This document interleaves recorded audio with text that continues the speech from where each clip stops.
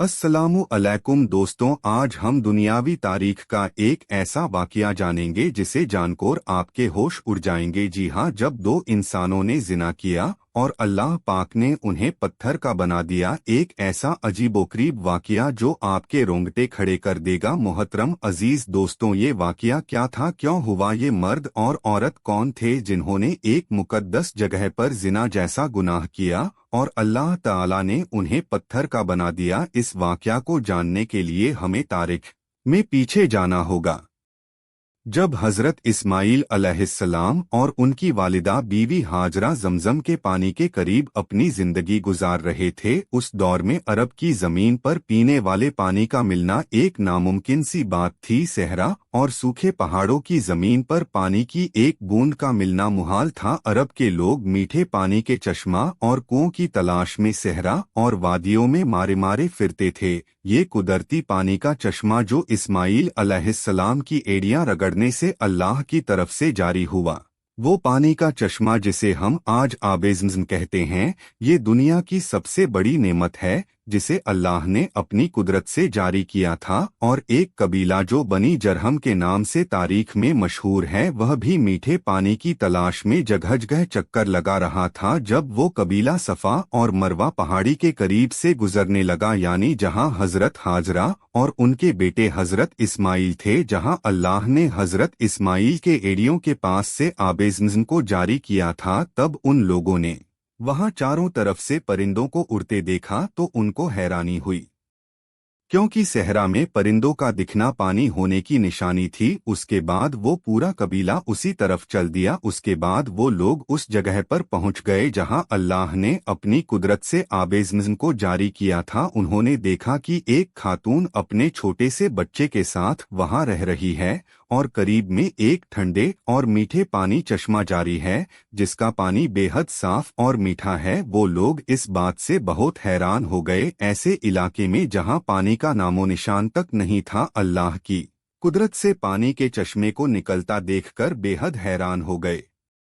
उन्होंने बीवी हाजरा से उस चश्मे के पास रहने की इजाजत मांगी और बीवी हाजरा ने उनको रहने की इजाजत दे दी और साथ में ये भी कहा, इस चश्मे का पानी जरूर इस्तेमाल करो, लेकिन ये अल्लाह पाक की अमानत है, इस पर किसी का कोई मालिकाना हक नहीं होगा। कबीले वालों ने उस शर्त को कबूल कर लिया और वहां रहने लगे। वक्त गुजरने लगा। बीवी हाजरा ने हजरत इस्माइल अलैहिस्सलाम की शादी उसी कबीला जरहम के एक लड़की से कर दी और इस तरह रफ्ता रफ्ता हजरत इस्माइल अलैहिस्सलाम की औलाद हुई। वो उनकी औलाद वहां पली बढ़ी और इस तरह कुछ वक्त के बाद मक्का, जिसका नाम पहले बका था, वो एक बड़ी आबादी वाला शहर बन गया। कबीला जरहम वाले काफी अरसे तक सीधे रास्ते पर रहे, लेकिन फिर धीरे धीरे उनके अंदर बुराइयां पैदा होना शुरू हो गई। अब उन्होंने काबा शरीफ का इंतजाम संभाल लिया और हज के लिए आने वाले लोगों से मिलने वाला हदिया यानी रकम खुद लेने लगे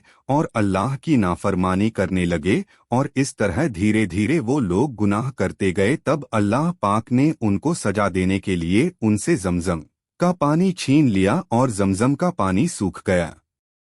वक्त गुजरने के साथ साथ जमजम के नामो निशान तक मिट गए। अब किसी को मालूम नहीं था कि यहाँ पर कोई जमजम का चश्मा हुआ करता था। उसी कबीले का एक शख्स जिसका नाम मजाजन बिन अम्र था, बहुत ही नेक और परहेजगार शख्स था। उसने वहाँ के लोगों को बहुत समझाया, उन्हें अल्लाह के अजाब के बारे में बताया, लेकिन उस कौम पर कोई असर न हुआ। जब ये कबीला अपने बुरे कामों से बाज नहीं आया, तब एक रात मजाजन ने सोचा कि ये लोग जिस तरह काबा शरीफ के पैसों को खाने लगे हैं, किसी दिन ये लोग हज करने के लिए आने वालों की तरफ से चढ़ाए गए कीमती सोने चांदी को भी चुरा लेंगे।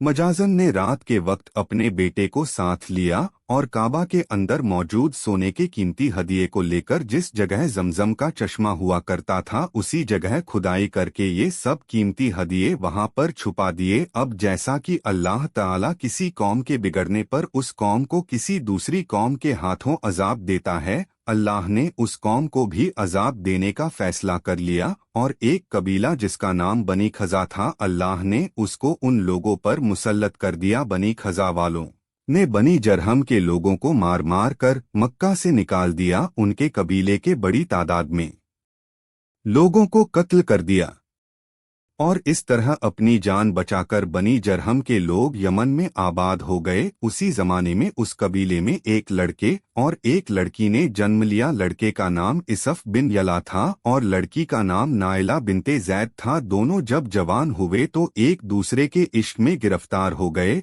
और उन्होंने आपस में नाजायज ताल्लुकात कायम कर लिए। एक बार ये दोनों हज के लिए एक काफिले के साथ मक्का शरीफ गए। खाने काबा में उनको तन्हाई मिली तो उन्होंने आपस में गुनाह करने का इरादा कर लिया। जैसे ही उन्होंने आपस में गुनाह जिना किया, अल्लाह का अजाब उन पर तुरंत नाजिल हो गया। ये दोनों फौरन पत्थर के बुत बन गए। उन दोनों ने जिस जगह पर गुनाह किया था वो जमीन का सबसे मुकद्दस जगह था, यानी खाने काबा। जैसे ही उन्होंने गुनाह किया उसी वक्त उनके जिस्म पत्थर के बन गए। उनकी रूहें कब्ज कर ली गई और गोश्त गोश्त के जिस्म पत्थर के बनते चले गए। उस वक्त उनके करीब कोई नहीं था, इसलिए जो कुछ उन पर गुजरी होगी वो उनके सिवा कोई नहीं जानता। ये तारीख का इंतहाई अजीबोगरीब और खौफनाक वाकया था। दो जिंदा इंसान जिनमें से एक मर्द था और दूसरी औरत थी, अजाबे इलाही के तहत पत्थर के बन गए थे। लेकिन इससे आगे जो हुआ वो आपके रोंगटे खड़े कर देगा। कुछ देर गुजरी तो उधर से किसी का गुजर हुआ। उसने उनको देखा और पहचान लिया। ये भी मालूम हो गया कि उन्होंने उस मुकद्दस और बरकत वाली जगह पर कैसा घिनौना काम किया था, जिसकी फौरी तौर पर पकड़ हो गई और अल्लाह ने इन पर अजाब भी नाजिल कर दिया। लोगों का दुख और गुस्से से बहुत बुरा हाल हो गया। इन दोनों पत्थर के बुतों को इबरत का निशान बनाने के लिए उस जमाने के कुछ इल्म वाले और नेक लोगों ने उनको उस मुकद्दस जगह से उसी इलाके में एक दूसरे से काफी लंबे रास्ते पर आमने सामने कर दिया।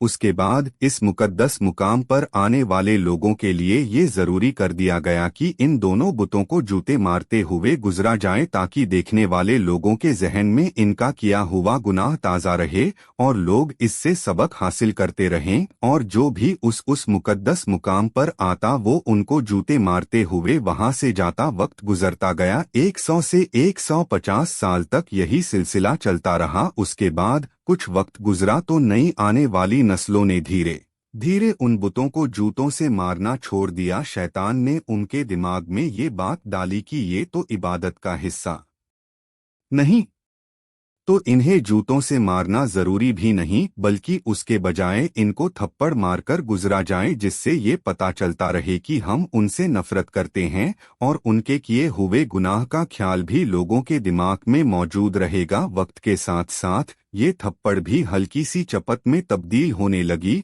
और फिर अलामती तौर पर उन बुतों को सिर्फ छूकर गुजरने का सिलसिला शुरू हो गया। शैतान ने एक बार फिर लोगों को बहकाया। अब लोग उन बुतों को इस नियत से छूते कि वो उनसे नफरत करते हुए थप्पड़ मार रहे हैं, लेकिन साथ ही साथ अपने लिए उन बुतों से दुआ भी मांगते।